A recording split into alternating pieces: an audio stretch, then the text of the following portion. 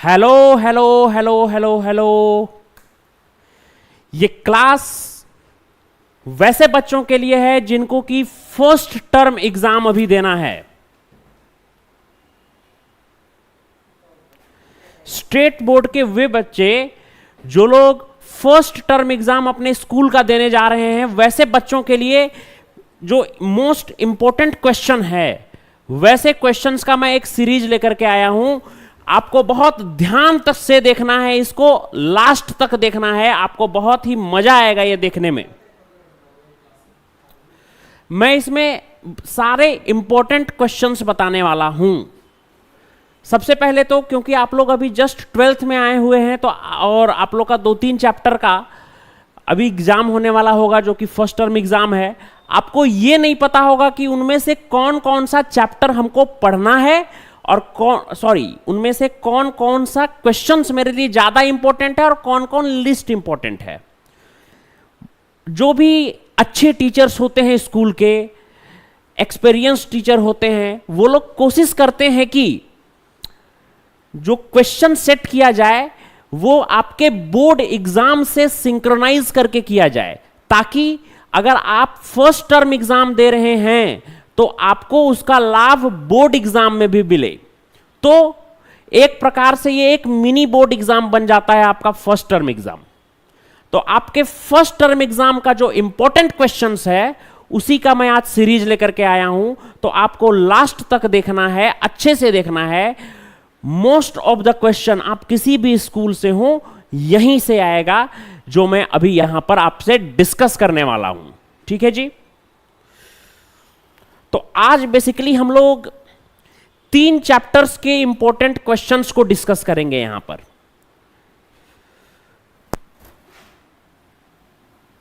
पहला इलेक्ट्रोस्टैटिक,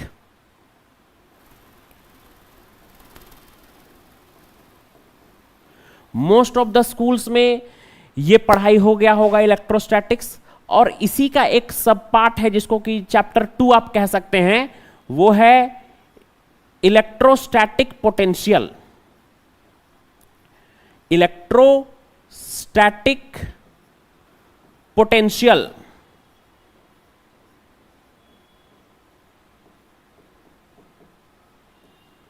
कुछ कुछ स्कूल्स में एक और चैप्टर है, ये भी पढ़ाई हो जाता है, जो कि है रे ऑप्टिक्स।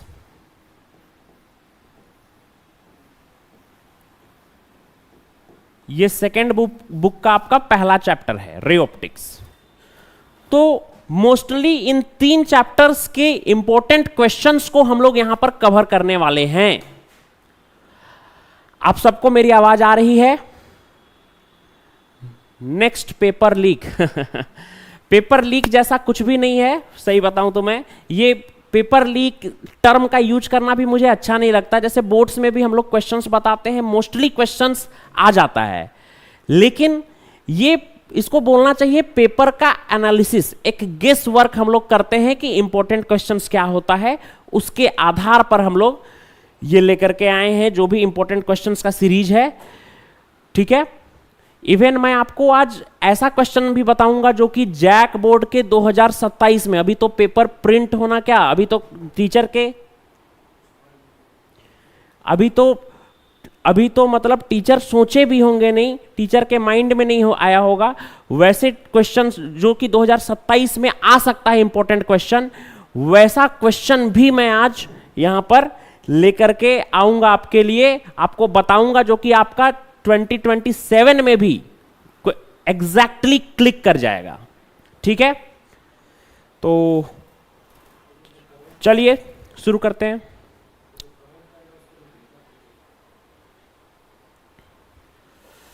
सबसे पहली बात कि मोस्ट इंपॉर्टेंट चीज है कॉपी रिवीजन। मैं सबको प्रमोट, इस चीज को मैं जरूर प्रमोट करूंगा कि कॉपी रिवाइज आप लोग जरूर करिए, आप लोग कॉपी रिवीजन जरूर करिए। स्कूल का जो भी आपका कॉपी है, जितना आपको पढ़ाया गया है, इसको रिवाइज करना बहुत जरूरी है। इसको प्लीज आप लोग रिवाइज जरूर किया करिए, ये मोस्ट इंपॉर्टेंट थिंग है। या फिर आपको जो कोचिंग में भी पढ़ाया गया है उसको बहुत अच्छे से एक बार रिवाइज करिए, ये मोस्ट इंपॉर्टेंट फैक्टर है। अब मैं जो फर्स्ट चैप्टर है आपका इलेक्ट्रोस्टैटिक्स, वहां से सारे इलेक्ट्रिक चार्जेस या आप कह सकते हैं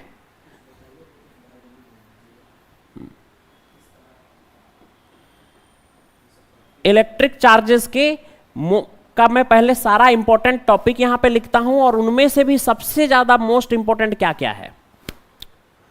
सबसे पहले तो आप लोग पढ़े होंगे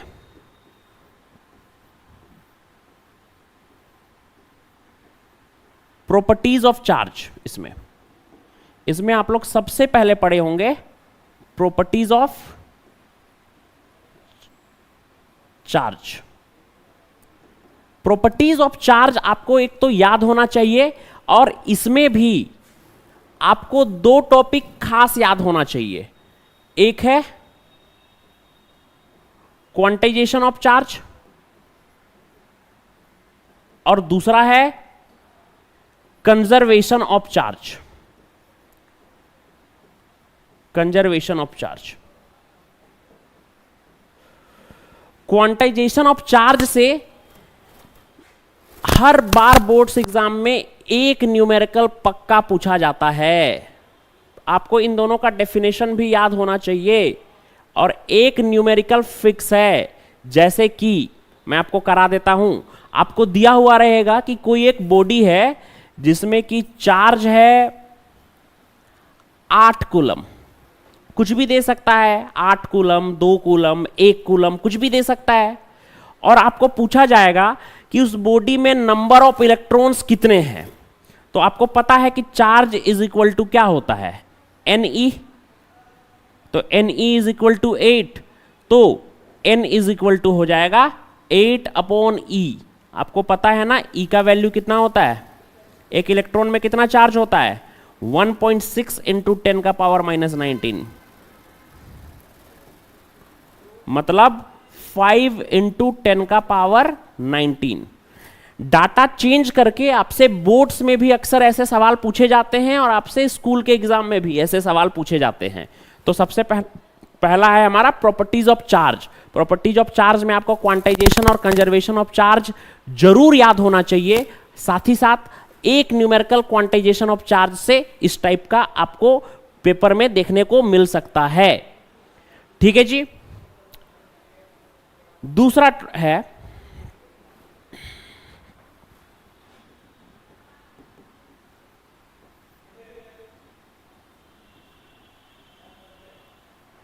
कूलम्स लॉ।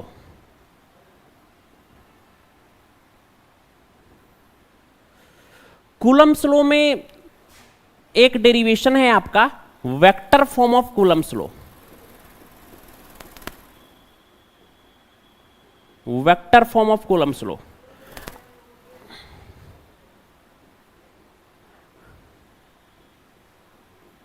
हालांकि ये जो vector form of Coulomb's law है, ये जो है अगर आपको 3D के क्वेश्चंस बनाने हैं तो ये पढ़ना बहुत जरूरी है। लेकिन अगर मैं बोर्ड एग्जाम के पॉइंट ऑफ व्यू से बात करूं या फिर आपके स्कूल एग्जाम के पॉइंट ऑफ व्यू से बात करूं, तो अक्सर vector form of Coulomb's law देखने को नहीं मिलता है स्कूल के पेपर में। ठीक है, तो लास्ट मिनट में अगर आपको स्किप करना है तो ये लास्ट मिनट प्रिपरेशन है आपका, तो आप इस टॉपिक को स्किप कर सकते हैं। ठीक है, एक और टॉपिक आपने इसमें पढ़ा होगा कि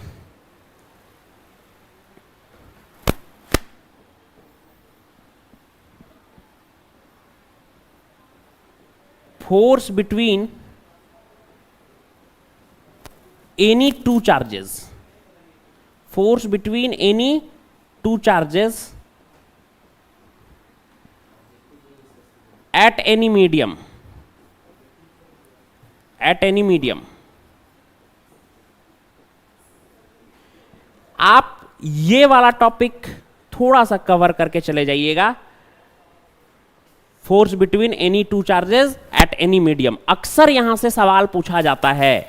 जैसे कि दो चार्ज का एक सिस्टम है, उसको हम केरोसिन ऑयल में डाल दिए या फिर पानी में डाल दिए, ठीक है, तो नया फोर्स क्या होगा, या फिर परमिटिविटी कांस्टेंट क्या होगा। ये अब मैं अभी तक मैंने क्या क्या बताया, जल्दी से मैं बता देता हूं। मैंने बोला कि प्रॉपर्टीज ऑफ चार्ज से क्या सवाल पूछा जा सकता है, क्वांटाइजेशन का डेफिनेशन और कंजर्वेशन का डेफिनेशन, कंजर्वेशन ऑफ चार्ज का डेफिनेशन। क्वांटाइजेशन से एक न्यूमेरिकल पूछा जा सकता है। Vector form of Coulomb's law अगर आप चाहें तो छोड़ सकते हैं एग्जाम पॉइंट ऑफ व्यू से। Force between any two charge at any medium, ये आपको जरूर देख करके जाना है, ठीक है। इससे क्वेश्चन बनता है, इससे हर प्रकार का सवाल बनता है, एमसीक्यू भी बनता है और हर प्रकार का क्वेश्चन बनता है, तो जरूर आप ये देख करके जाइएगा, ठीक है। इसमें आपसे पूछा जा सकता है किसी मीडियम का परमिटिविटी कांस्टेंट या फिर रिलेटिव परमिटिविटी किसी मीडियम का। इससे रिलेटेड क्वेश्चन आप लोग जरूर किए होंगे, एक बार ये जरूर देख करके आप जाइएगा। अगर हम लोग आगे बढ़ें तो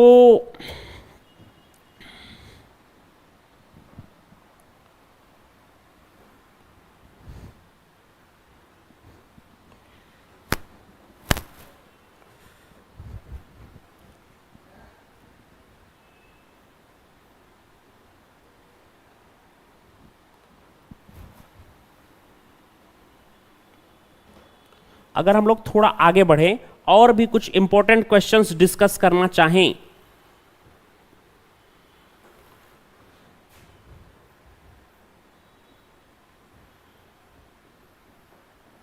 तो electric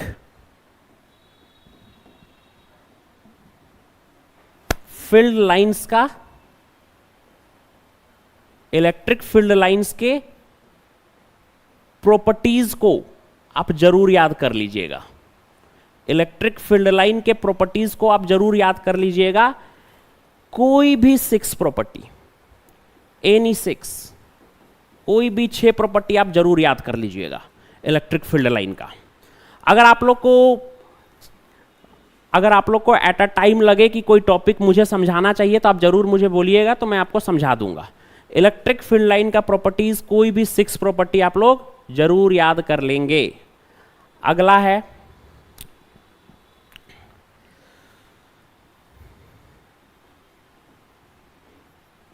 गॉसियस theorem.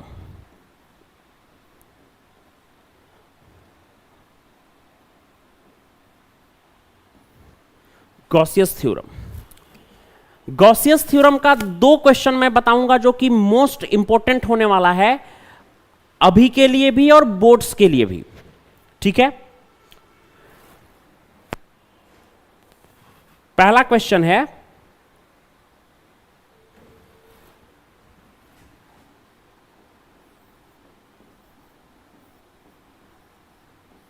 State and proof Gauss theorem. मतलब आपको गॉस थ्योरम को क्या होता है ये बताना है और साथ ही साथ आपको इसका प्रूफ भी करना है। ये one of the most important question है बोर्ड्स के लिए भी और स्कूल एग्जामिनेशंस के लिए भी, कि state and proof Gauss's theorem. अच्छा, गॉस थ्योरम में एक क्वेश्चन हर साल 5 मार्क्स का पूछा जाता है, हर साल पूछा जाता है 5 मार्क्स का एक क्वेश्चन, तो आपको ये जरूर देख करके जाना है। इसमें 2 क्वेश्चन मैं आपको बताऊंगा, एक state and proof Gauss's theorem, ये आपको जरूर देख करके जाना है, और दूसरा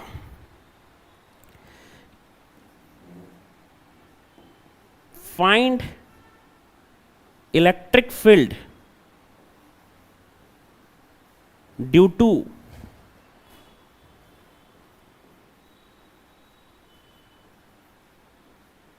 a charged spherical cell. Find electric field due to a charged spherical cell. एक चार्ज स्फेरिकल सेल के कारण इलेक्ट्रिक फील्ड निकालने के लिए आपको जरूर पूछा जाएगा, पहला इनसाइड और दूसरा आउटसाइड।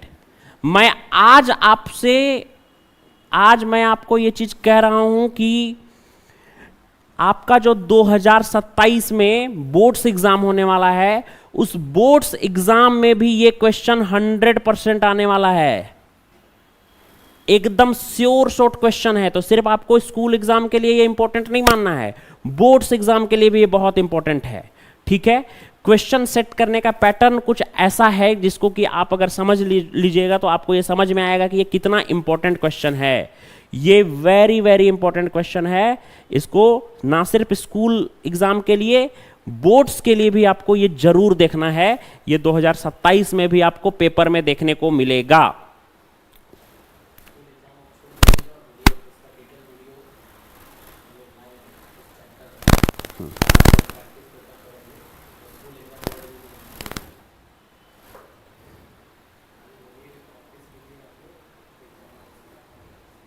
तो आप लोग इसका स्क्रीनशॉट ले लिए होंगे। हाँ जी, तो क्या क्या बताया मैंने, एक बार जल्दी देखिए। इलेक्ट्रिक चार्ज का क्या मैंने बताया कि प्रॉपर्टीज ऑफ चार्ज आपको याद करना है, क्वांटाइजेशन ऑफ चार्ज और कंजर्वेशन ऑफ चार्ज का आपको डेफिनेशन याद कर लेना है। एक न्यूमेरिकल पक्का है, श्योर है, जो क्वांटाइजेशन ऑफ चार्ज में पूछा जाता है बोर्ड एग्जाम में। ठीक है, कंजर्वेशन ऑफ चार्ज भी आप जरूर याद कर लीजिएगा, इस तरह का न्यूमेरिकल होगा। अगला मैंने बताया कि vector form of Coulomb's law को आप अभी के लिए छोड़ सकते हैं, लेकिन अगर आपको 3D के क्वेश्चंस, अच्छे क्वेश्चन करने हैं तो आप इसको पढ़िएगा, बट बोर्ड एग्जाम के पॉइंट ऑफ व्यू से ये उतना ज्यादा इंपॉर्टेंट नहीं है। Force between any two charge at any medium, ये एक इंपॉर्टेंट चैप्टर है, एक इंपॉर्टेंट एस्पेक्ट है। इलेक्ट्रिक फील्ड लाइन का प्रॉपर्टीज आपको कोई भी 6 प्रॉपर्टी जरूर याद होना चाहिए। गॉस थ्योरम में 2 क्वेश्चन बताया मैंने, पहला state and proof Gauss's theorem और दूसरा find electric field due to charge spherical shell inside and outside. इतना क्वेश्चंस है जो कि आपको यहां तक मैंने बता दिया है। अब हम लोग आगे चर्चा करते हैं। एक टॉपिक मैंने छोड़ा है, इलेक्ट्रिक डाइपोल। तो आपको सबसे पहले तो डेफिनेशन याद कर लेना है इलेक्ट्रिक डाइपोल मोमेंट का।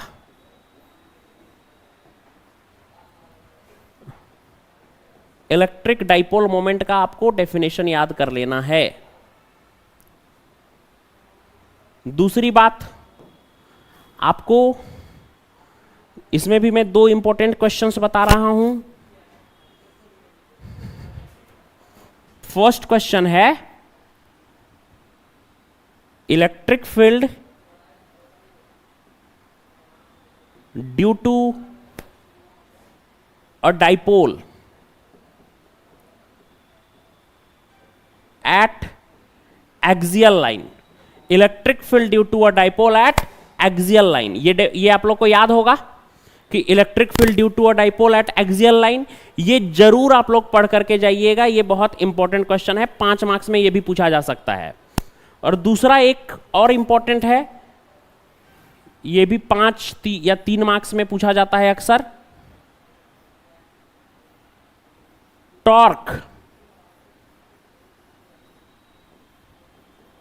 टॉर्क एक्सपीरियंस्ड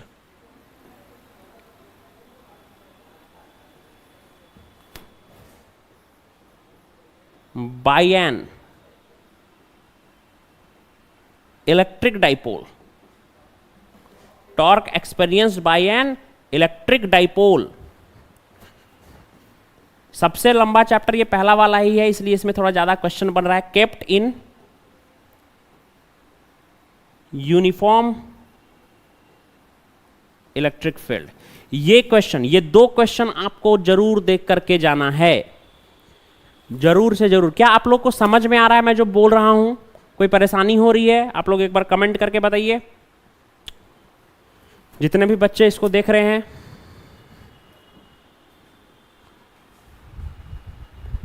फटाफट जरा कमेंट करके बताइए।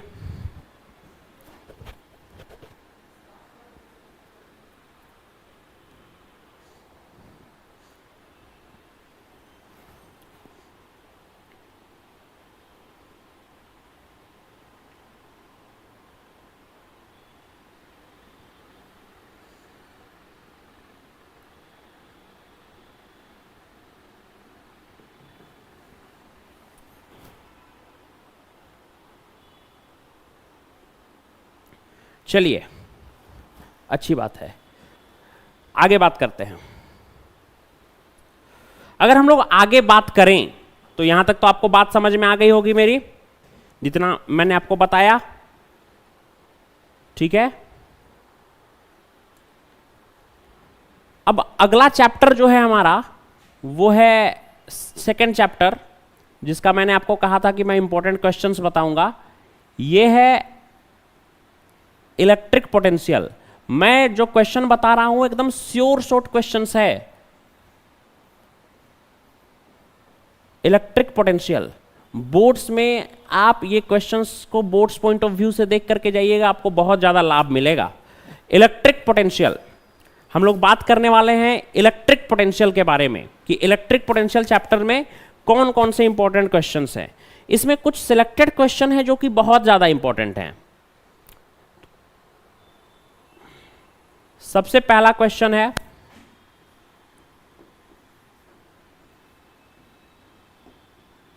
फाइंड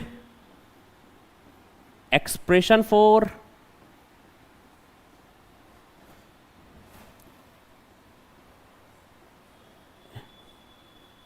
इलेक्ट्रिक पोटेंशियल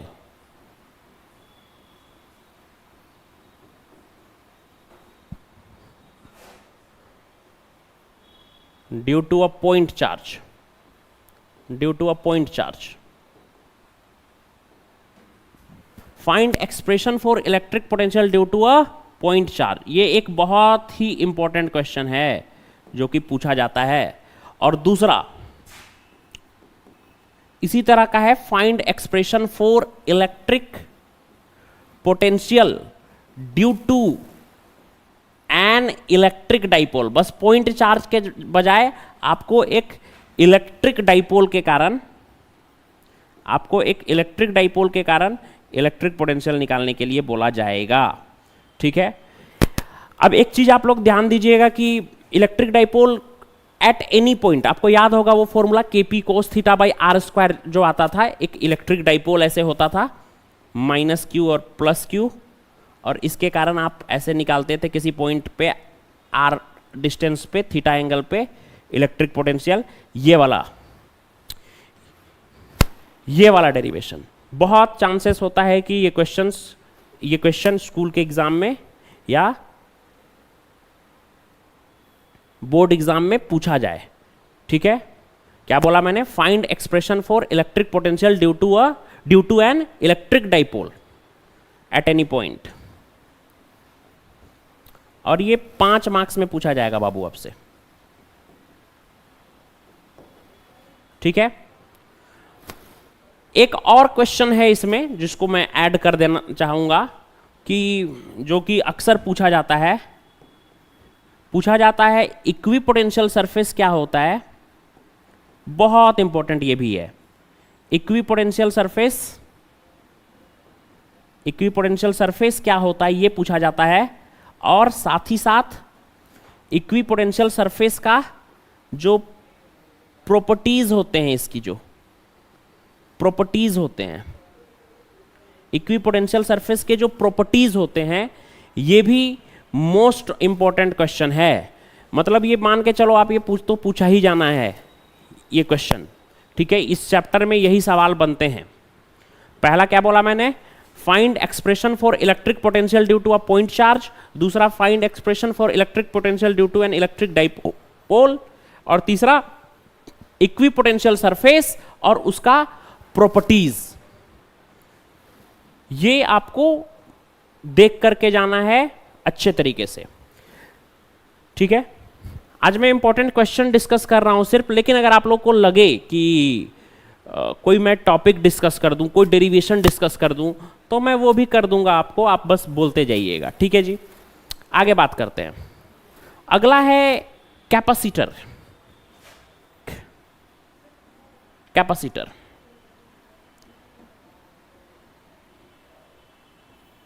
कैपेसिटर में हमको क्या देखना है? इंपॉर्टेंट क्वेश्चन पहला, जिसको मैं बहुत इंपॉर्टेंट मानता हूं,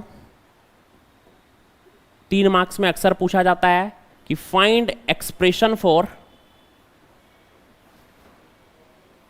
the energy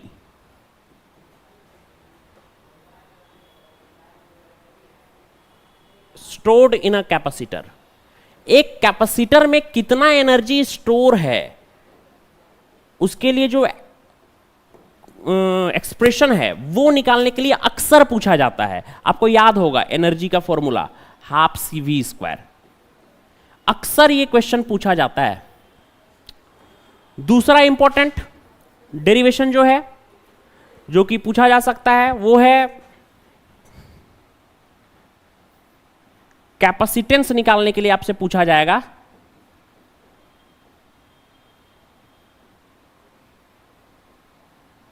due to a parallel plate capacitor, एक पैरेलल प्लेट कैपेसिटर के कारण जो कैपेसिटेंस है वो निकालने के लिए आपको पूछा जाता है।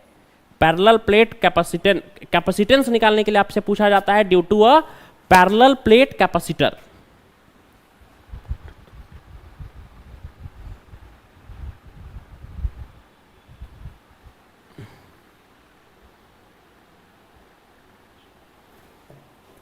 ठीक है, ओके। ये दो क्वेश्चन है जो कि मोस्ट इंपॉर्टेंट है, एक सीरीज पैरेलल वाले को भी, पर बहुत ज़्यादा नहीं, इससे क्वेश्चंस पूछा जाता है अक्सर,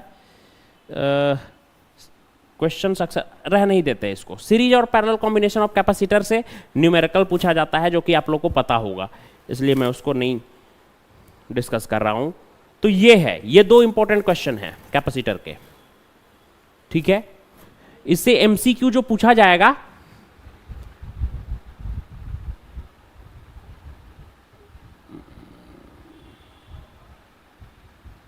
सीवी मतलब क्या होता है, सीवी नहीं, एनर्जी का फॉर्मूला होता है हाफ सी इंटू वी का स्क्वायर, सी कैपेसिटेंस और वी वोल्टेज, सी कैपेसिटेंस और वी इज वोल्टेज।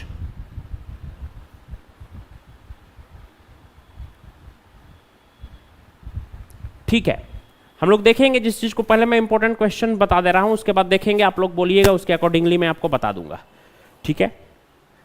आगे अगर हम लोग जाएं तो रे ऑप्टिक्स में कौन कौन सा क्वेश्चन है जो कि मोस्ट इंपॉर्टेंट है वो हम लोग जरा डिस्कस कर लेते हैं।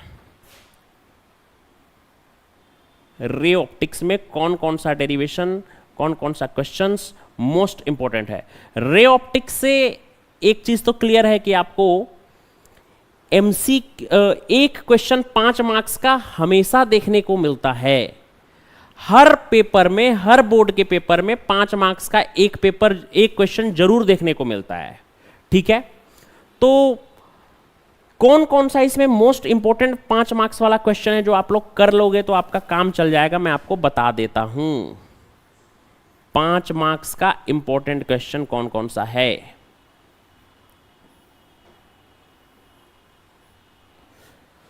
मैं आपको, वैसे तो 4 क्वेश्चन हैं जो कि बहुत ज्यादा इंपॉर्टेंट हैं,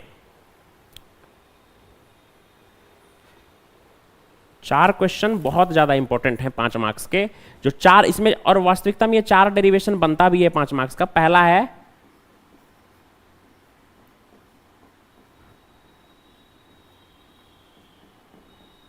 refraction through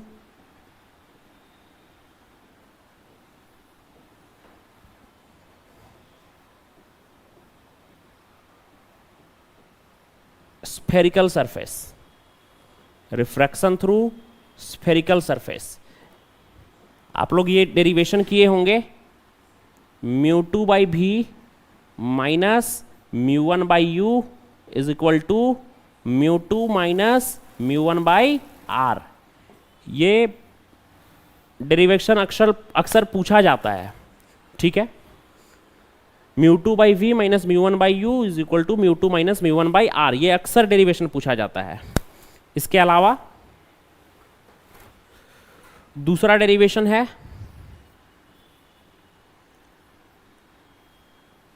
lens maker formula का।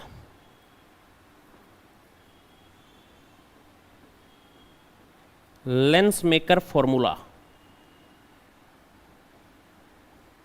Lens maker formula.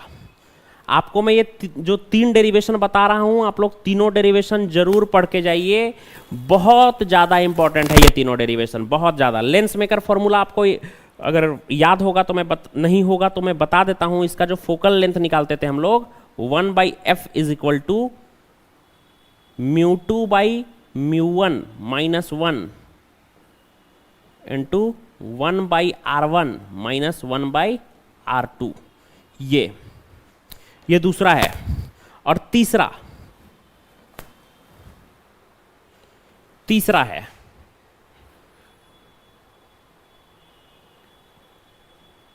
है refractive index of prism.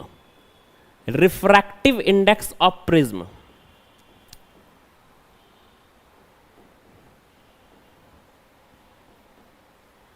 Refractive index of prism. आपको पता होगा कि रिफ्रैक्टिव इंडेक्स ऑफ प्रिज्म का फॉर्मूला होता है sine A plus minimum deviation by 2। बहुत आसान सा फॉर्मूला है, बहुत इजी डेरिवेशन है इसका, अपॉन साइन ए बाई 2। जरूर जरूर जरूर इन 3 डेरिवेशन को आप जरूर करके जाइएगा। इन 3 डेरिवेशन में से अगर आपका चैप्टर पढ़ाई हो चुका है, इससे ज़्यादा 3-4 चैप्टर हो गया है, तब तो ठीक है। अदरवाइज हो सकता है आपको 2-2 डेरिवेशन, इन तीनों में से 2 डेरिवेशन या फिर तीनों डेरिवेशन देखने को मिल सकता है, पर एक तो फिक्स है। ये 3 डेरिवेशन जरूर आप लोग देख करके जाइएगा। These are the most important derivations. आप लोग क्योंकि प्रिज्म तक भी बहुत सारे लोग पढ़ाई किए हैं, सिर्फ प्रिज्म तक ही पढ़ाई हुआ है, इसीलिए ये बनता है। अदरवाइज माइक्रोस्कोप भी बन सकता था, लेकिन ये मोस्ट इंपॉर्टेंट है। और ये 5 मार्क्स के क्वेश्चंस हैं, ध्यान दीजिएगा। ये मोस्ट इंपॉर्टेंट क्वेश्चंस हैं, ये 3 डेरिवेशन।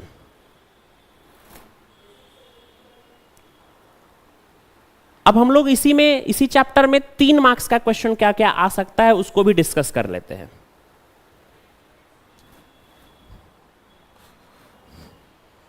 तीन मार्क्स में नहीं बोलूंगा, मैं बोलूंगा 3 या फिर 2 मार्क्स। कुछ थ्योरी पूछा जा सकता है, कुछ न्यूमेरिकल्स पूछे जा सकते हैं, पर वो थ्योरी, वो न्यूमेरिकल्स कहां से पूछे जा सकते हैं वो भी तो इंपॉर्टेंट है।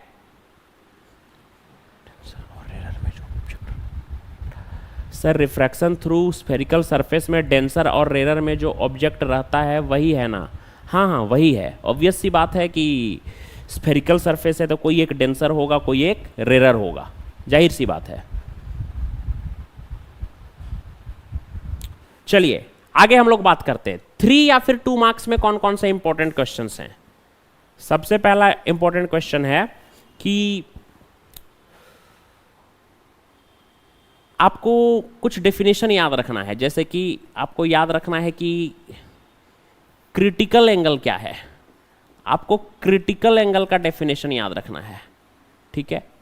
और क्रिटिकल एंगल का डेफिनेशन भी याद रखना है, और क्रिटिकल एंगल का जो फॉर्मूला आता है, कैसे डिराइव होता है, वो भी याद रखना है फॉर्मूला। दूसरा आपको याद रखना है total internal reflection. Total internal reflection, इसका डेफिनेशन आपको याद रखना है। टोटल इंटरनल रिफ्लेक्शन का डेफिनेशन आपको जरूर याद रखना है। थर्ड वन, ये मैं इंपॉर्टेंट डेफिनेशन 3 या 2 मार्क्स के जो क्वेश्चन पूछे जा सकते हैं वो मैं बता रहा हूं इस चैप्टर से। तीसरा, lenses in contact. Lenses in contact भी आपको याद रखना है, इसका डेरिवेशन ये 3 मार्क्स में अक्सर पूछा जाता है। एक और बात मैं बताऊंगा आपको, इसका डेरिवेशन के साथ साथ ऐसा देखा गया है कि बोर्ड्स एग्जाम में अक्सर इसका न्यूमेरिकल्स भी पूछा जा रहा है। बोर्ड्स एग्जाम में अक्सर इसका न्यूमेरिकल पूछा जाता है। जैसे कि बोल दिया जाएगा कि एक कॉन्वेक्स लेंस है, इसका कोई एक फोकल लेंथ दे दिया जाएगा और इसके साथ साथ में आपको कह दिया जाएगा कि एक इसके कांटेक्ट, हम लोग इसके साथ कांटेक्ट में एक कॉन्केव लेंस भी रख दिए हैं। तो एक कॉन्वेक्स और एक कॉन्केव को अगर हम लोग कांटेक्ट में रख दिए हैं तो इक्विवेलेंट फोकल लेंथ निकालने से रिलेटेड क्वेश्चंस पूछा जाता है अक्सर। ऐसा देखा गया है कि अक्सर इक्विवेलेंट फोकल लेंथ निकालने से रिलेटेड क्वेश्चन देखा जाता है।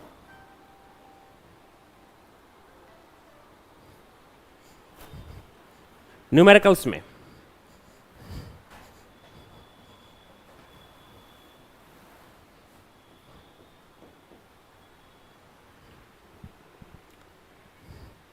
हाँ, ये तीन आप याद रख सकते हैं। तो एक बार मैं बताऊं आपको मैंने क्या क्या बोला अभी तक आपको, कि इंपॉर्टेंट क्वेश्चंस का जो मैंने आपको लिस्ट दिया उसमें क्या क्या मैंने आपको बताया। एक बार जल्दी जल्दी हम लोग उसको भी डिस्कस कर ले। पहला चैप्टर से हमने स्टार्ट किया, ठीक है, और चैप्टर का नाम जो इलेक्ट्रिक चार्जेस में इंपॉर्टेंट क्वेश्चन मैंने बताया कि प्रॉपर्टीज ऑफ चार्ज आपको याद रखना है, क्वांटाइजेशन और कंजर्वेशन का डेफिनेशन याद रखना है, और क्वांटाइजेशन में जो न्यूमेरिकल एक जरूर पूछा जाता है, इस तरह का न्यूमेरिकल आपको एक पूछा जाएगा, वो याद रखना है। दूसरा मैंने क्या बताया भाई, मैंने बताया कूलम्ब्स लॉ। कूलम्ब्स लॉ में vector form of Coulomb's law को आप स्किप कर सकते हो, ठीक है, फॉर बोर्ड्स एग्जाम। लेकिन अगर आपको 3D रिलेटेड अच्छे न्यूमेरिकल्स बनाने हैं जेई के लिए तो आपको इसको स्किप मत करना। दूसरा, force between any two charge at any medium, किसी मीडियम में डाल दिया गया और उसमें रिलेटिव परमिटिविटी या परमिटिविटी कांस्टेंट से रिलेटेड क्वेश्चन पूछे जा सकते हैं। इलेक्ट्रिक फील्ड लाइन का प्रॉपर्टीज, कोई भी 6 प्रॉपर्टी आपको याद रखना है। गॉस थ्योरम बहुत इंपॉर्टेंट टॉपिक होता है गॉस थ्योरम। गॉस थ्योरम में state and proof Gauss's theorem, और दूसरा find electric field due to a charge spherical shell inside और आउटसाइड, ये जरूर आपको याद रखना है, ठीक है। अगला डेफिनेशन आपको याद रखना है इलेक्ट्रिक डाइपोल मोमेंट का, और electric field due to a dipole at axial line, ये आपको याद रखना है। दूसरा, torque experienced by an electric dipole kept in uniform electric field, ये आपको याद रखना है, ठीक है। Find expression for electric potential at any point due to a point charge, ये आपको देखना है। और उसके अगला पॉइंट है find expression for electric potential due to an electric dipole at any point, ये भी आपको याद रखना है। तीसरा, इक्विपोटेंशियल सरफेस और उसका प्रॉपर्टीज, बहुत इंपॉर्टेंट क्वेश्चन है, जरूर आपको याद रखना है ये, ठीक है। Capacitor, find expression for the energy stored in a capacitor, energy is equal to half CV square, और capacitance due to parallel plate capacitor, ठीक है। ये 2 क्वेश्चन आपको याद रखना है, ठीक है ना, मतलब ये दोनों डेरिवेशन आपको याद रखना है, कोई एक 3 नंबर में देखने को मिलेगा। हाँ, रे ऑप्टिक्स में मैंने बोला 3 डेरिवेशन जो कि बहुत ज्यादा इंपॉर्टेंट है। पहला डेरिवेशन मैंने बताया refraction through a spherical surface, ठीक है। दूसरा लेंस मेकर फॉर्मूला, और तीसरा रिफ्रैक्टिव इंडेक्स ऑफ प्रिज्म। मैंने कहा कि आपके एग्जाम में ये देखने को मिलेगा, ना सिर्फ इंटरनल एग्जाम स्कूल का बल्कि बोर्ड्स एग्जाम में भी आपको इन तीनों में से एक क्वेश्चन फिक्स है कि देखने को मिलेगा ही मिलेगा। तो इसको तो आप जरूर प्रिपेयर करिए, बहुत अच्छे से प्रिपेयर करिए। 5 मार्क्स का ये मोस्ट इंपॉर्टेंट क्वेश्चन है। अगर हम लोग आगे चर्चा करें तो क्रिटिकल एंगल का डेफिनेशन और फॉर्मूला, इसका डेरिवेशन देख लीजिएगा। टोटल इंटरनल रिफ्लेक्शन देख लीजिएगा।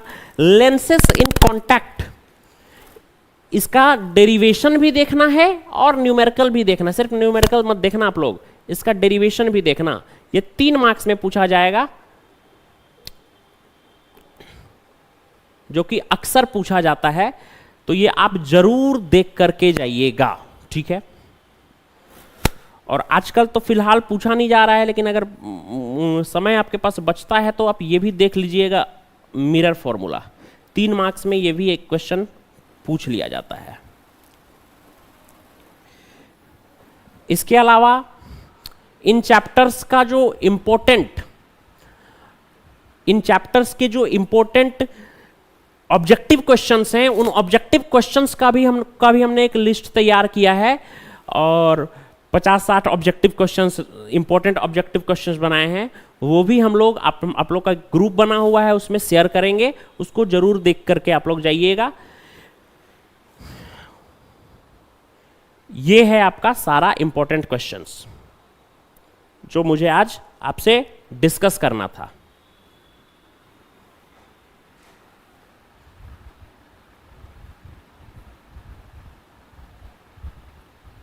उम्मीद करता हूं कि आपको ये समझ में आया होगा। सारे क्वेश्चंस एक बार आप लोग रिपीट में भी इसको जरूर देख लीजिएगा, ठीक है। और किसी भी डेरिवेशन में प्रॉब्लम हो, कुछ हो, तो हम लोग उसके लिए ऑलवेज अवेलेबल हैं। जरूर इसको देखिए, अच्छे से देखिए। आपका दिन शुभ हो और आपका एग्जाम भी जो आने वाला है वो बहुत बढ़िया हो, फर्स्ट टर्म बढ़िया हो, सेकेंड टर्म बढ़िया हो, और साथ ही साथ बोर्ड्स का जो फाइनल एग्जाम है आपका वो भी बहुत जबरदस्त हो। ऐसी मैं आपको शुभकामनाएं देता हूं, और हम लोग मिलेंगे बहुत जल्द।